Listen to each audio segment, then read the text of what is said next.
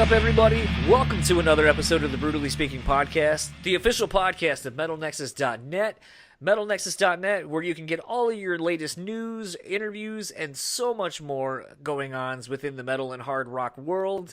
With me, as always, is Daniel Terry. How are you doing this evening? I don't think I could be doing any better, to be honest with you.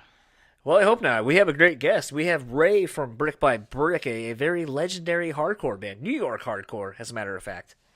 NYHC, baby.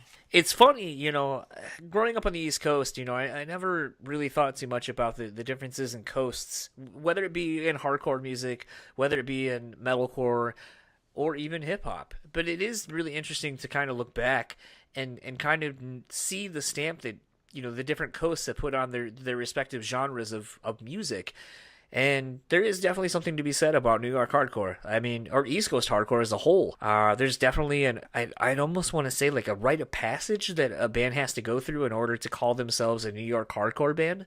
Yeah, I definitely agree. I mean, you have to be aggressive. You have to be like, I consider East Coast bands to be like scarier. Like just more in your face about stuff that like, what do you think about this social issue? I don't know. I haven't really thought about it. Well, you're part of the problem, So like that sort of stuff, on certain days really resonates with me. And it is funny because like you think hardcore is just hardcore, but there's definitely a huge difference between the West Coast and the East Coast, and not just what direction you're facing when you're looking at the ocean, but there's a huge difference between those sounds. And it's weird too because I fall literally in the middle and I enjoy Midwestern hardcore more than any other type of hardcore, but I definitely do appreciate the ferocity of and just the kind of vibe that they throw down. They were a West Coast band. Yeah, I know. Shut up.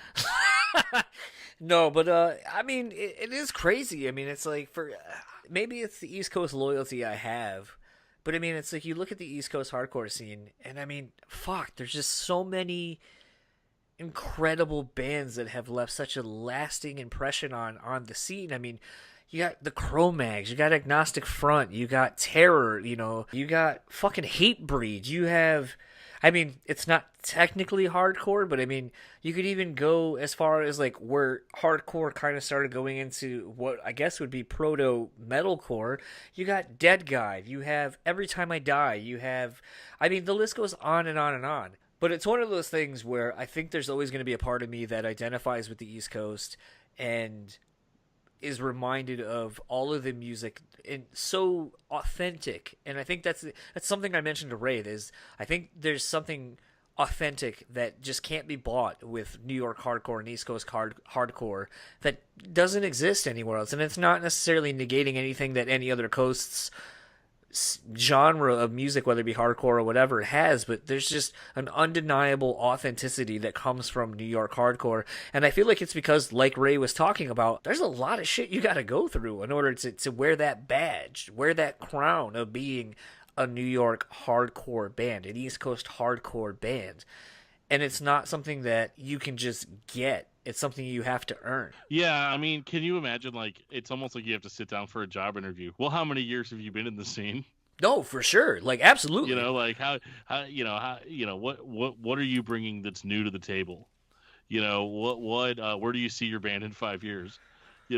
Like all that stuff, like could be applied to the East Coast hardcore sound, because it's all about like grinding through all of it. And playing the dank places to play, and like you can work your way up and play bigger venues and stuff, but you can't start that way. There's no quick path to success in that genre, and I feel like that's something that they really hold true to, and I think it's kind of refreshing that they're always looking for something new out of the scene, whereas in a lot of heavy music scenes, it's really just more, well, how do we do the cool thing that this other big, huge band does that we all emulate? And I don't feel like it's that way with East Coast hardcore. I think the thing that was interesting, though, is like you just kind of said, what's your 5-year plan? I don't think it's a 5-year plan. I think it's are you ready to do this for the rest of your life? Because it's a lifestyle. Not a scene, not a trend. It is something that's innately in you. And I think that's very evident if you listen to the new Brick by Brick record, Hive Mentality, which is coming out on February 22nd via Upstate Records. I mean, keeping it all in the New York hardcore family there. Upstate Records, I mean, it's also interesting too. We did an interview not that long ago with Frankie Palmieri where we talked about Hive Mentality. And I know at the time, because we had already done this interview, Dan was like, almost like virtually poking me like, Hive Mentality, we just were talking about that. It's so omnipresent in like the last couple of chats we've done. But it is kind of interesting to see how like, 2018 Hive Mentality, especially with social media being what it is and the internet and all of this other stuff, technology, that it is very much a Hive Mentality between everything. And it's definitely a concept that gets shared across the whole record, even down to the covers. And I know I talk about the covers a little bit with Ray, but I mean, look at Skid Row, Slave to the Grind. That's a Hive Mentality, man. This is a really fun, really loose chat with Ray, and something that I thought was really fun was just kind of, and super on brand with this podcast, was talking about, the party mentality that this band has, especially with the song Bar Is Open, with Tony Foresta of Municipal Waste and Iron Reagan, which, again, if I know I said it in the interview, but fuck, man, if you can't get down with some Iron Reagan and have, like, fun drinking a PBR or just a shit beer or cheap booze. Again, if I understand, maybe you don't drink, that's fine. I'm not trying to say that drinking is the only way. Grab you a tea, fresh brewed tea, get wild with it. There's I got down on a blackberry sage tea the other day and I was fucking enjoying it. But my thing is, this music is about having fun too, and that party atmosphere. And sometimes partying, like Andrew WK says, is just about a state of being. And I definitely think that Brick by Brick have that mentality, that pack mentality that just makes you want to be involved and included in anything they do, because it's where you want to be and it's a good time that you want to have. Yeah, I totally agree. I think that really shines through with the Brick by Brick album, which I unfortunately only got to listen to once because I've just been having to listen to so many different bands. I mean, if people understood how much stuff I listen to every single week, it's ridiculous. And it's like I try to get ahead of these interviews and make sure I listen to an album beforehand we give them the chance. But I only got to listen to it once. And what I thought was really fun about it was John felt comfortable enough to actually give suggestions for, it would be a really cool cover song for you guys to do. But I'm not going to spoil it for you guys. It's all in the interview. And I think this is as good as any time to present our interview with Ray from Brick by Brick. So without further ado, here is our interview with Ray.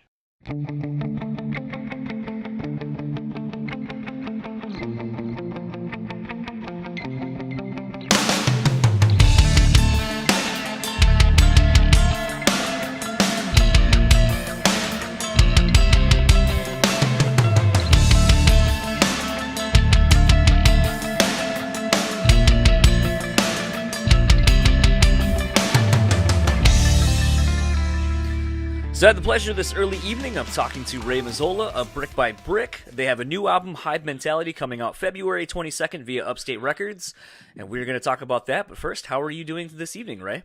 Hey, not doing too bad at all. I'm technically not freezing to death right now, which everybody in the Northeast, I should have been back up in New York. I technically live outside of Dallas right now, but my flight was canceled because of the storm and delays and flight delays. And I mean, it's still been in the 20s and 30s down here, still cold, but everybody has this perception that Texas is a swamp and it's hot and this and that and dry. And I'm like, no, we have seasons. So no thanks. We didn't have you to come on to talk about your expert weather analysis skills and all that kind of stuff. We have you on to talk about your upcoming record, again, Hive Mentality.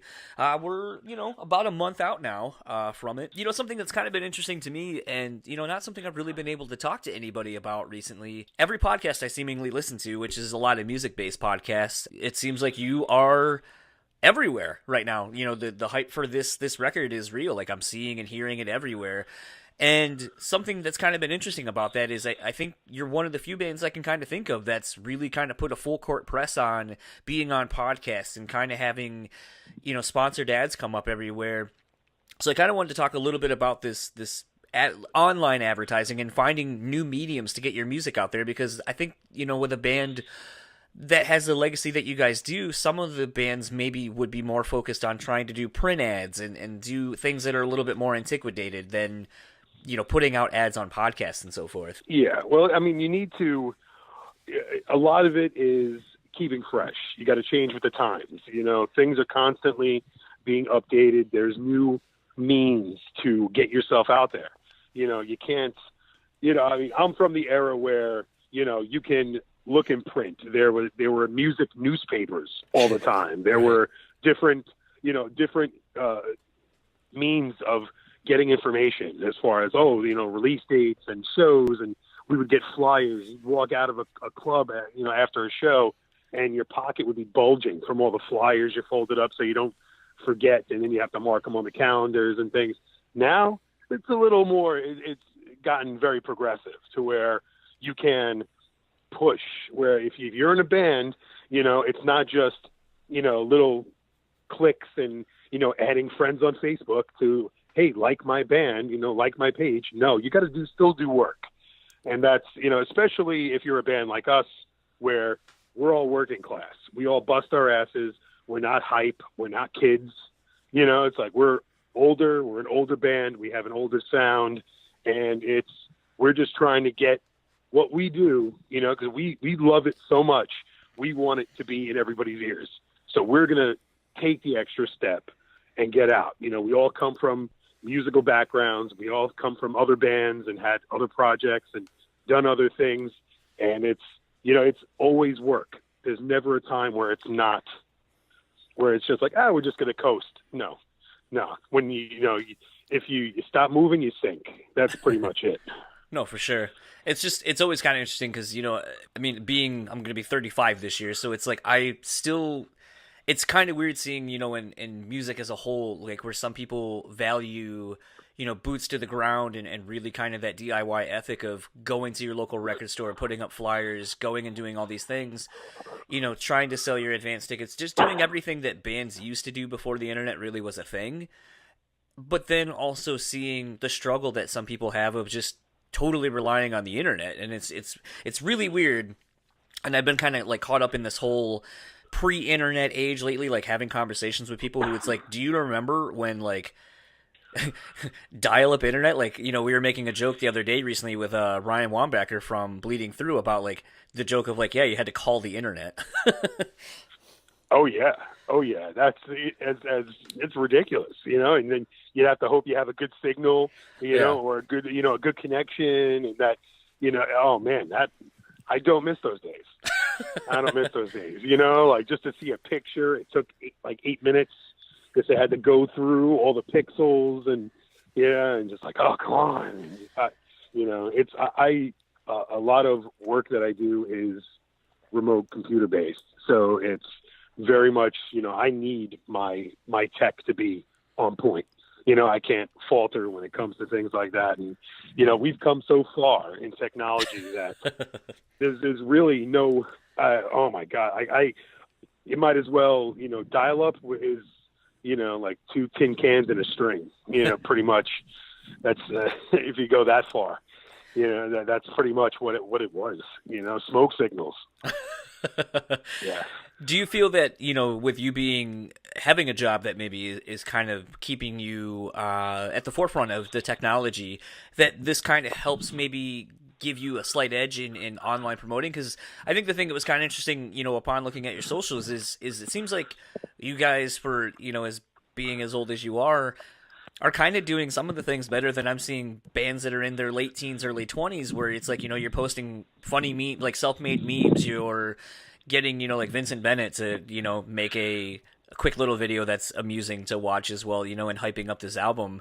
And it's just like, I'm sitting here going like, I don't see young bands doing shit like this. So it's kind of intriguing to see you guys doing so well at something that a lot, like I said earlier, a lot of bands in your era are kind of sometimes aren't easiest to adapt to. Well, it's definitely, we know what it's going to take to get where we want to be. And, we can't, there is no hype train for us.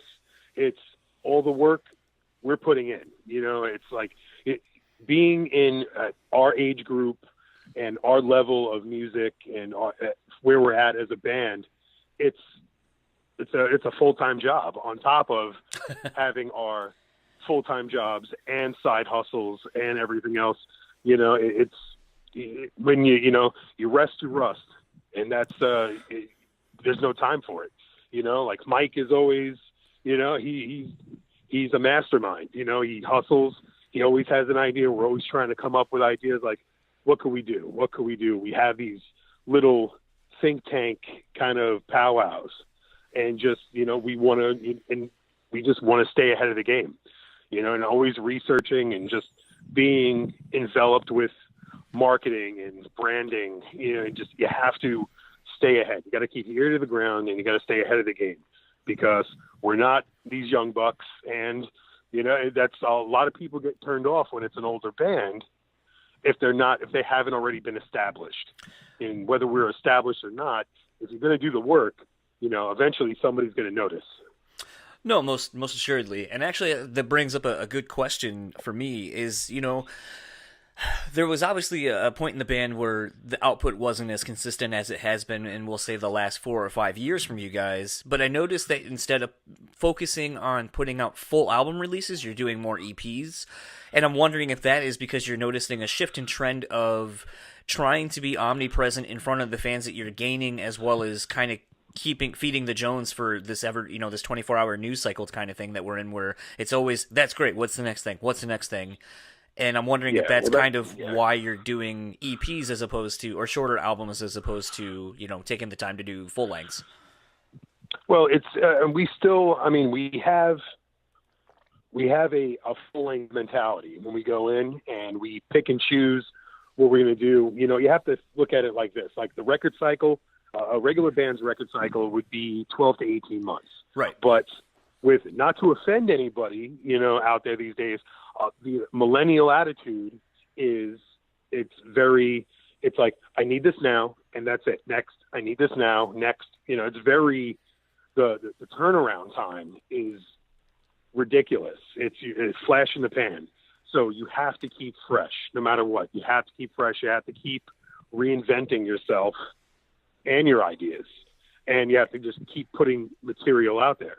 And we never stop writing. We're always fiddling. We're always writing. So there's always going to be an influx of material.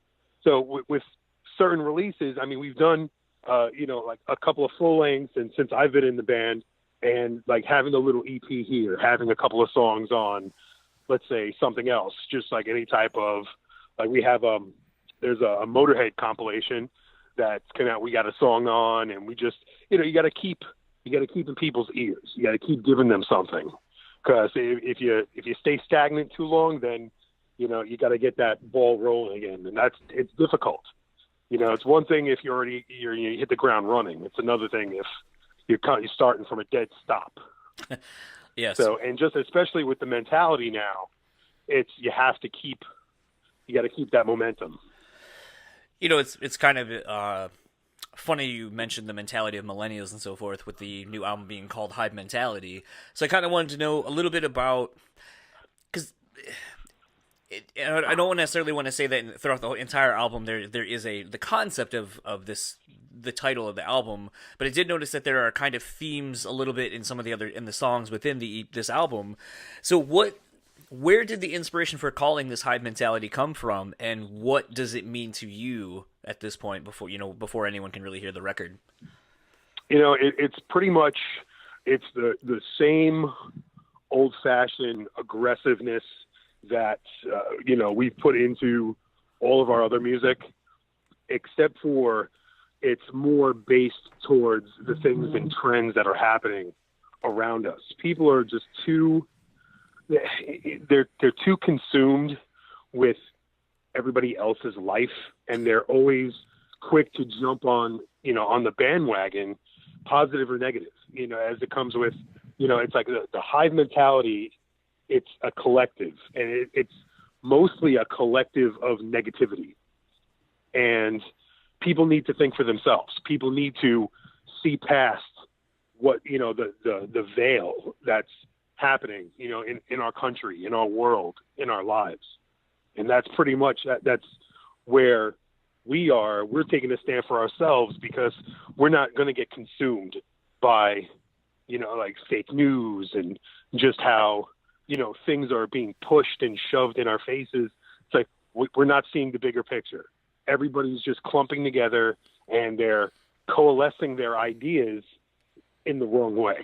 Instead of doing something that's going to improve, they'd rather just stay put and just, and find a comfort zone and thrive in this nest of negativity and just funk. And I'm not for it.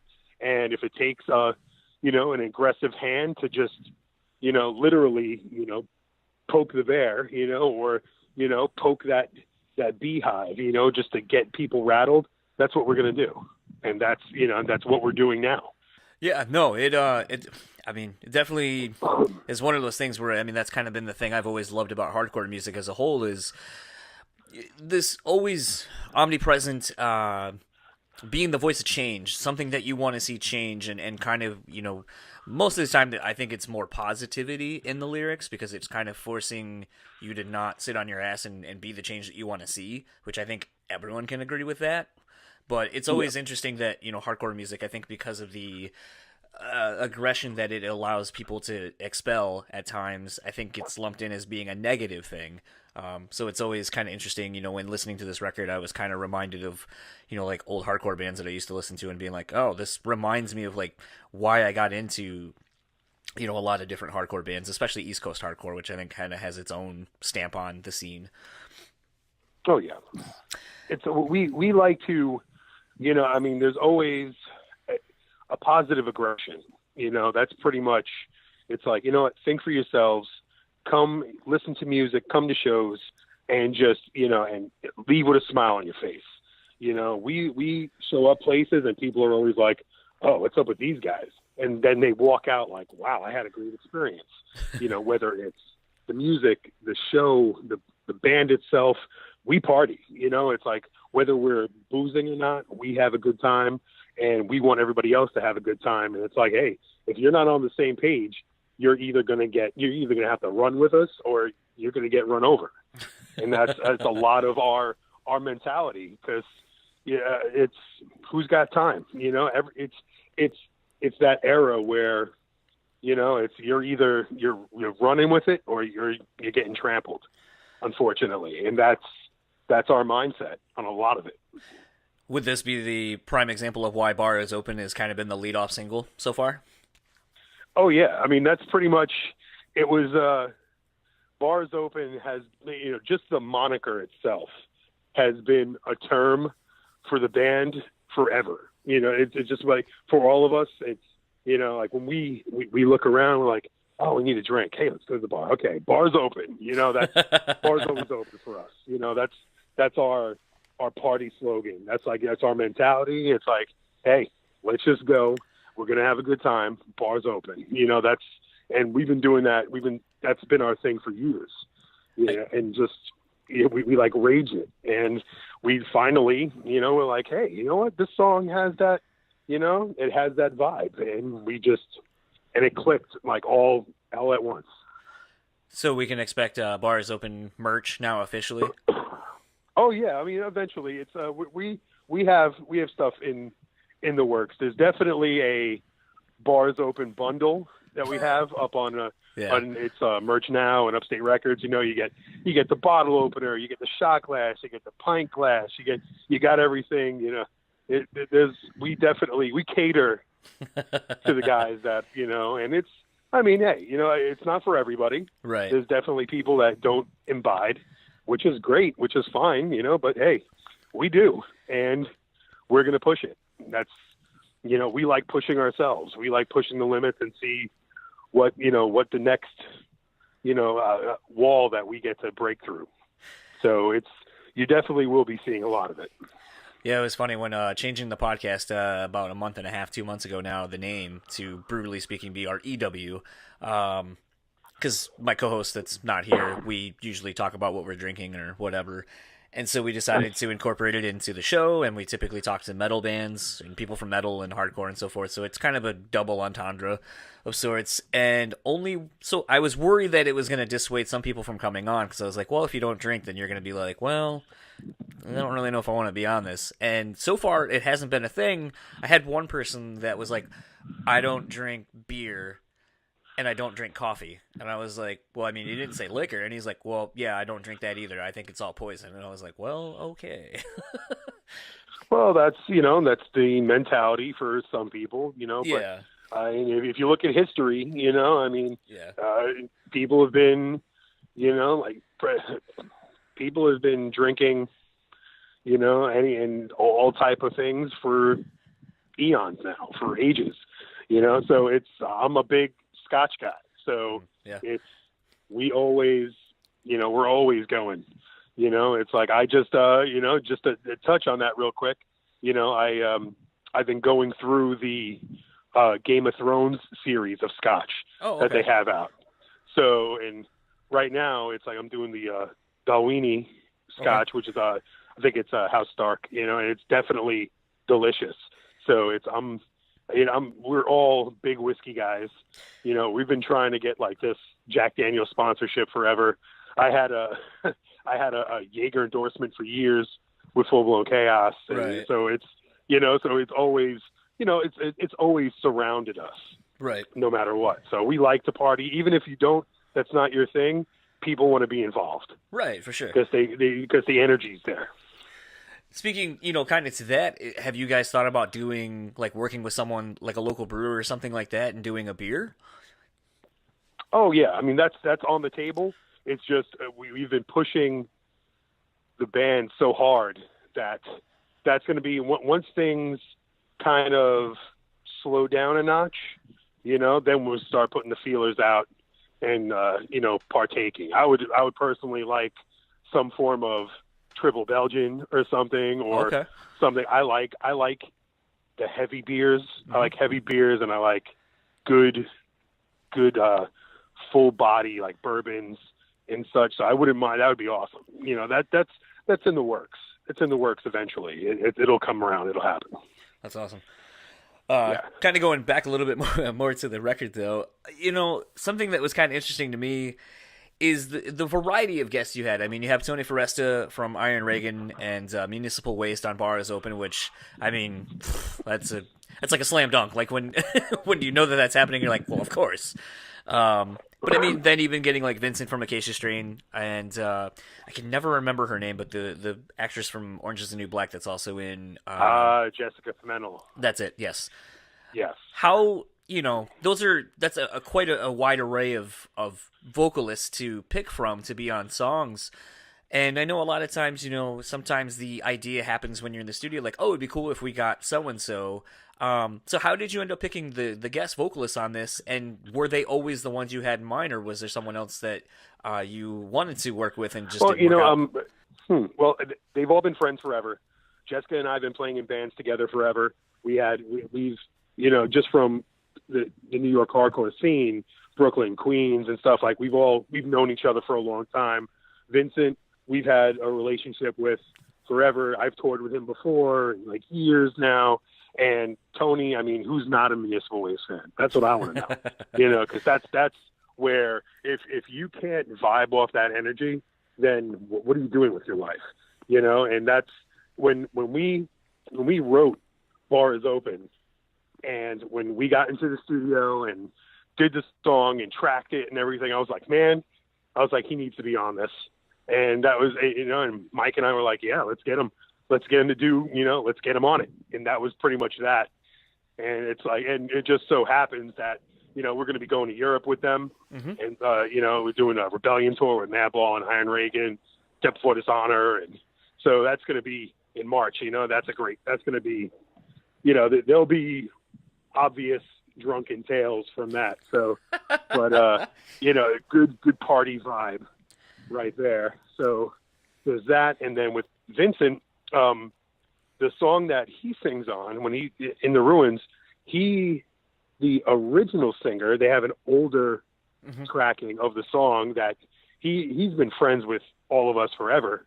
he sang on, and we invited him back to track it. When we retracked it and redid it, we freshened it up a little bit. He came back in to do it. So it was like, hey, we don't fix what's not broken. Right. And we had him go. And then with Jessica, we wanted something a little different. Somebody that had a stamp on the world already. Mm-hmm. And that, and she understands the blight, and just of how the world is. And with the song itself, it was like perfect. I was like, she would be perfect for this ranting part, and just get her vocals on there. And we asked her, and she was into it just in 1 second. So it definitely, their contributions were perfect. They were just perfect. What needed to be done for those songs. Yeah, I definitely agree with that. I also thought the way to it's kind of interesting because sometimes, I feel like track listing in the way that an album's put together, some people pay a lot of attention to it, and sometimes I feel like they're just happy accidents that everything pans out the way it does to make a record sound as a whole the way it ends up being. And I even thought that the way you guys ended the album with the two covers, Skid Row's Slave to the Grind and Iron Fist by Motorhead, still work within the context of, like I said, the lyrical themes kind of going throughout the record and just kind of the overall vibe of the record. And, I mean, it's funny because, like, when listening to Slave to the Grind at first, I didn't know it was coming up. I just kind of started hearing the song, and I was like, I know this. I know this cadence of the lyrics, and then when the chorus hit, I was like, oh, shit, okay, yeah, Slave to the Grind. And then I, had, oh shit, okay, I get it. The Hive Mentality thing, Slave to the Grind, the lyrics to that song. I was like, even in your cover choices in this situation, it still works for the overall narrative of what you're kind of putting out for the record. And I kind of wanted to know, am I right in thinking that, you kind of purposely put these on to further kind of accentuate, kind of have fun, show, kind of some of your influences, but also still kind of keep the vibe of the record going as well? Oh yeah, we definitely we were. I still remember we were we're sitting down, we're having a couple of drinks, and we're like, all right, as we're album mapping, how we're gonna do this, what type of do we want to keep it all one genre? Do we want to just not experiment, but do we want to touch on things and then ideals, and then have a theme and just kind of keep everything rolling? That was definitely one of the songs where we're like, we can make this heavy as shit. The song's already perfect. The song's great. Let's put our twist on it and have a good time while it's still within the ideal. Right. And it was perfect. And then Iron Fist, I mean, tons of bands have covered Iron Fist. I've heard some really horrible ones. I think outside of our own, Ringworm did an excellent cover of Iron Fist. And it was brilliant. But it's, we love the song. We're like, hey, let's do this. It's just, a lot of people are always focused on doing Road Crew or Ace of Spades, things like that. But it's like, hey, you know what? Let's do something a little bit out of the box. And that has that same punch. It has the same momentum. It has the same drive. It has the same aggression. And it's awesome. It's definitely, it's got the same passion as the rest of the album.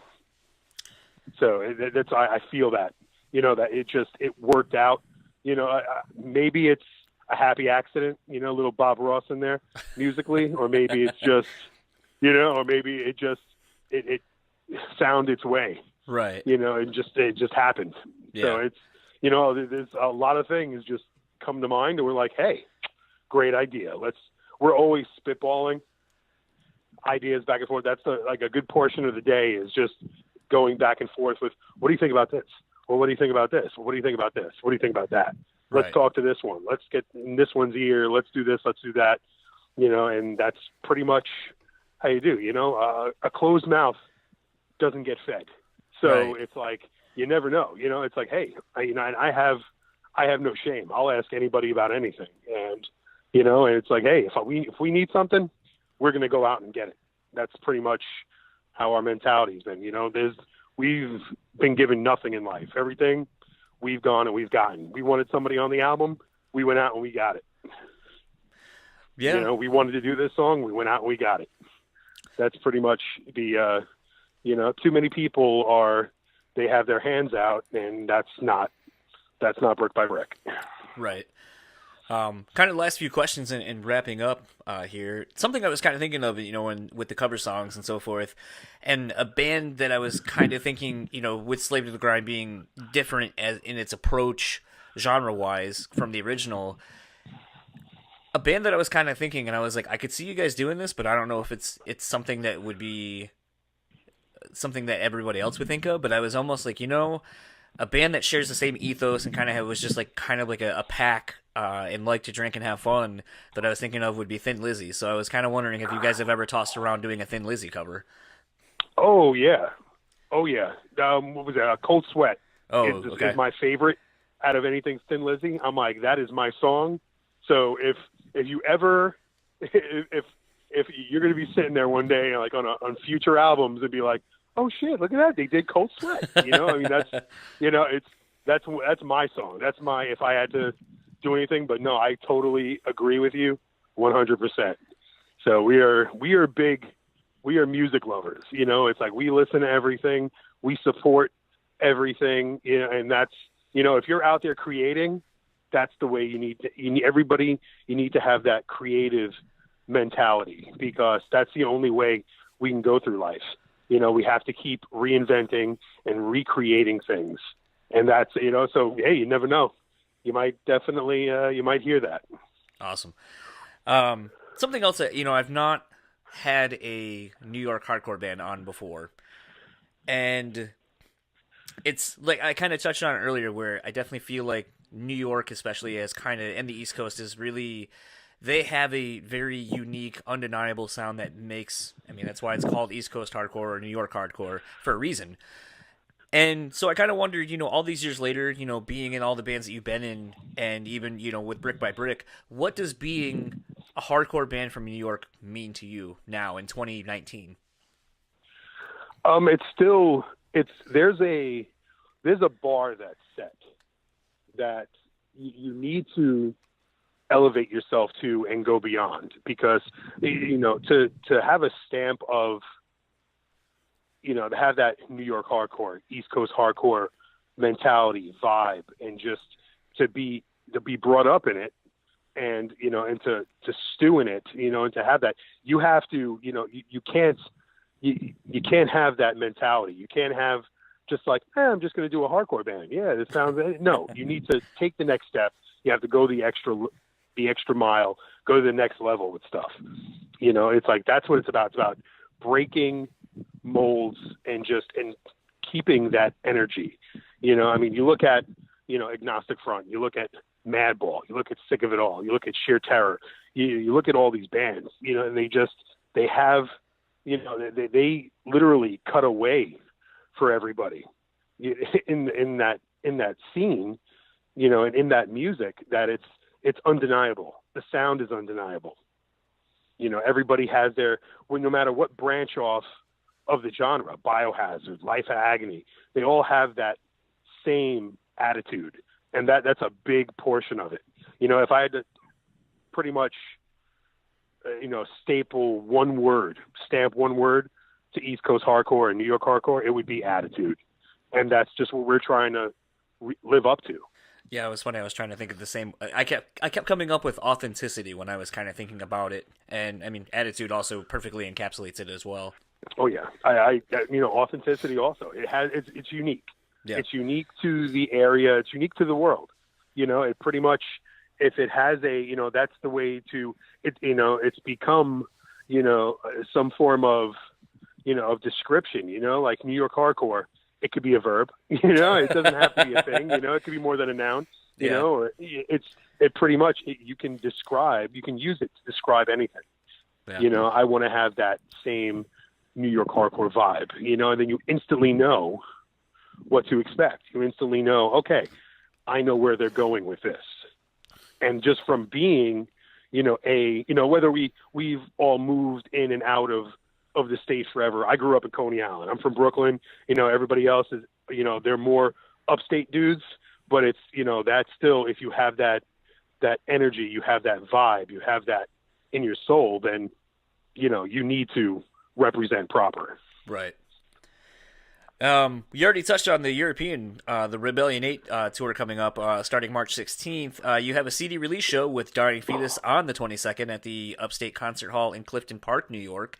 Other than those two shows, or I guess that tour and the show, what does the rest of 2019 look like for you guys? Oh, we have a lot of things in the works. We're trying to have multiple sessions in Europe over the course of the year. We're going to be doing some East Coast run. We're looking at the West Coast. We're looking at South America. We got our hands right now dabbling in Japan. We're going to be fairly busy. We're just picking and choosing right now what to announce and what to, tentatively what's planned and what's in the works. But it's, we're taking brick by brick everywhere. That's the mindset. That's the ideal, while still, maintaining our roots, and just our work habits. That's pretty much, we have our ethics and we have our daily lives that we need to still work around. But the thing is that we figured out how to make it work. Right. And a lot of people don't. A lot of people give in. They throw in the towel. They do their farewell tours, and then a year later they realize, hey, we still love music. Okay, well, let's do a reunion, and then they try to capitalize on that. No, thanks. We didn't go anywhere. We're still going to keep doing it, until we can't. Right. That's pretty much, we're going to be, Europe.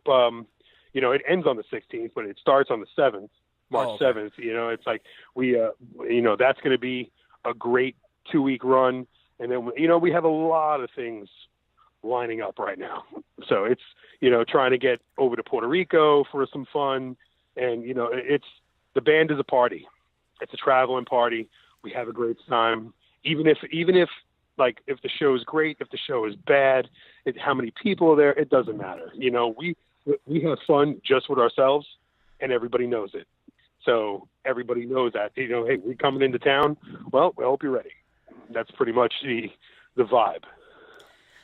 Awesome. Well, hopefully there'll be something somewhat around here in the Midwest and try to get out to a show. Where can everyone find you and or the band online? Online, you can go, if you're looking for materials to purchase, you can go to Merch Now. You can go to Upstate Records. They have everything up there right now. Older albums are on, you can find them on iTunes, Spotify, and such, from Eulogy and Fast Break. From the older stuff, anything, pretty much every format it's available on. Pre-sales are out right now. There's a whole bunch of different pre-sale packages that have either the vinyl and a digital download, if not the CD itself. So, and again, Upstate Records has a couple of different ones going. Merch Now has one going. Omerta has one going. You check them out. You get an exclusive brick by brick mashup shirt with them, and a vinyl, and there's so many different outlets to pick up our material right now. So if there is no way that nobody cannot get this, you pretty much have to be in some crazy, like Papua New Guinea kind of deal, like you're out in Guam or something. Even Guam, you can get it. I guarantee it. So, and I have friends that are still stationed out there that I know they can get it. So, so basically there's no excuse to not get this new record. There is no excuse. There is no excuse. That's, excuses. No, excuses are all part of the Hive. That's it, and we're not with the Hive. Well, I can't think of a better way to end this episode. Thank you again, Ray, for taking the time to do this. And again, pre-order the new record, Hive Mentality, out February 22nd via Upstate Records. And we'll talk to you guys next time. Thank you. Thank you. So that was my conversation with Ray Mazzola of Brick by Brick, formerly of Full Blown Chaos. Dan sadly had to attend to kids. I couldn't make that conversation, but Dan did get to listen to it, so what did you think of it? So it was a great convo, man. Ray was really open about everything, dude. I feel like you could have talked to that dude for like 3 hours.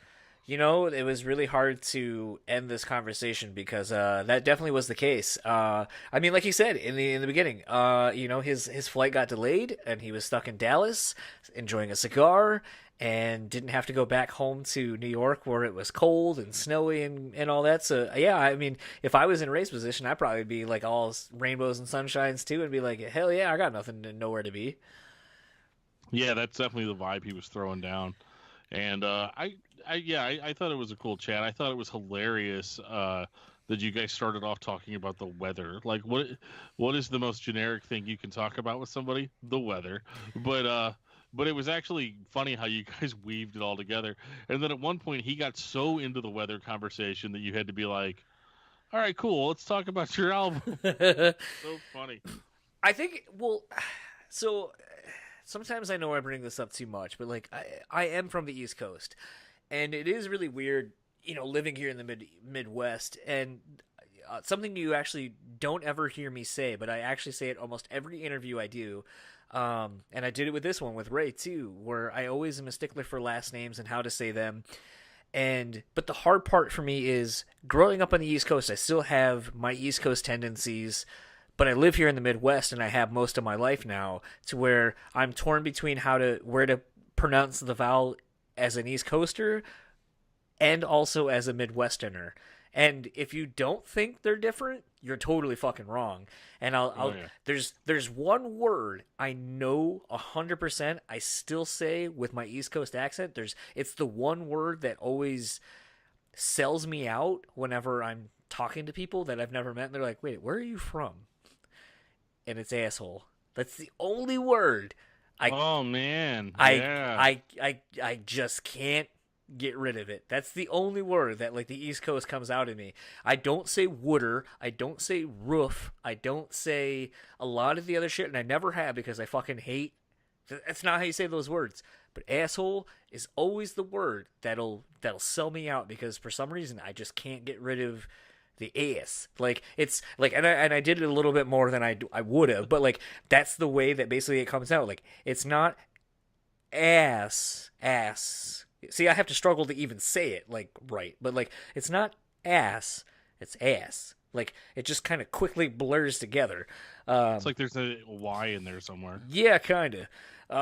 But it's like that's weird. That's not everyone's. That's not everyone's thing. That's not where they come from. So it's still very weird getting to live a little bit of my East Coast life sometimes and talking to some of these people, and living my now life here in the Midwest. I don't know, Dan, if you've ever been out to the West Coast, but I don't think that's for me. Everyone's too slow and very lackadaisical, and just they don't hustle. They ain't moving fast enough for me. Well, down here in St. Louis, everybody's definitely in a hurry. You can tell based on the way we drive. We are not very respectful, and we consider ourselves to be like the best at pronouncing things. So for me, it's asshole, and it's mashuga. And, no, sorry, that's wrong. That is wrong. It. No, that is wrong. No, it's right. It can be pronounced both ways. We're both right. I looked up the pronunciation key and everything. So according to science, we're both right. We're just from different parts of the country, friend. What about degent? Well, that's a problem that my co-host on my other show seems to have a problem.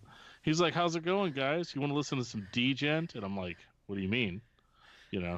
But yeah, degent is definitely a Joe thing and is not representative of the other employees of discussmetal.com. Fair enough. But no, yeah, here in the Midwest, we're always in a hurry. Everybody's always really stressed out. Stress is really, I think, at a maximum in the Midwest. And I don't know if that's just because, like, in St. Louis, we have, like, 5 different seasons. I know there's only 4 seasons, but we have 5 just throughout the week. So, like, Monday it'll be 70. Tuesday it'll be 11 inches of snow. Wednesday it'll be, like, a monsoon. And we're nowhere near the ocean, but trust me, the amount of water that we can produce over here is ridiculous. And so we can have, like, insane weather patterns within the course of, like, 7 or 8 days. And so we get kind of stressed out because we just never know what we're going to be walking into when we walk out our front doors. Did you drink that whole bottle? Well, I'll put it this way. I started here.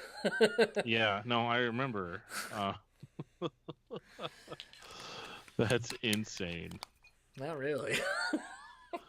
I can't speak too much about St. Louis or how you pronounce things, but I really want to thank Ray for coming on, giving me the time to talk about the new Brick by Brick record, Hive Mentality, which again is out February 22nd via Upstate Records. If you would like to follow the band and keep up with everything they're going, or even pre-order the record, you can find Brick by Brick on Brick by Brick NY on Facebook. Instagram is Brick by Brick HC. If you would like to Actually, let me look up what the actual thing is for Upstate New York. Upstate New York? Is it Upstate Records? Upstate Records. Just because I want to make sure that they have just Upstate New York, Upstate Records. No, UpstateRecords.com has weird jackets and, like, hiking stuff. How is that records? I don't know. I'm so confused right now. Google it real fast. Or just put in UpstateRecords.com and see what you get. Oh, that's so funny. Okay. UpstateRecords.com. This is so weird. Oh, yeah. Merrill hiking boots. Mm-hmm. Jackets. Yeah. We probably don't want to send people there. No. Although he did say that if you want to buy something, go to... Yeah. And if you would like to pre-order the record, you can go over to upstaterecordsny.net and pre-order the new Hive Mentality record by Brick. Definitely really great. There's some great vinyl options, CD options, merch bundles, and so forth. Go support those guys. They came on the show. They support us, so go support them. If you would like to go over and support Metal Nexus, we are the official podcast for MetalNexus.net, so go over there and show them some support as well. Go over to MetalNexus.net. Facebook is Metal Nexus. Instagram at Metal.Nexus. Twitter at Metal_Nexus. Keep up with all the latest news and reviews and interviews, going-ons in the metal and hardcore scene. If you would like to keep up with Dan will tell you where he can be found. I can be found on Twitter at DiscussMetalDan. Can be found under Facebook under Daniel Terry. And I can be found on Gmail at DiscussMetalDan@gmail.com. And you can also find my other podcast, Discography Discussion, at DiscussMetal.com. And if you would like to keep up with all things the podcast, you can find us on Facebook at Brewtally Speaking, and Twitter and Instagram are simply BrewSpeakPod. And if you would like to email us and let us know that we're doing good or shitty or whatever, you can email us at BrewtallySpeaking@gmail.com. And if you would like to keep up with our show's sponsor, The Bean Bastard, you can find them at thebeanbastard.com. Buy you some delicious coffee, body scrubs, and candles. They can also be found and followed at Facebook and Instagram at The Bean Bastard. We want to support them for supporting us. And that's going to wrap it up for the Brewtally Speaking Podcast. I am John. And I am Dan. We will talk to you guys next time.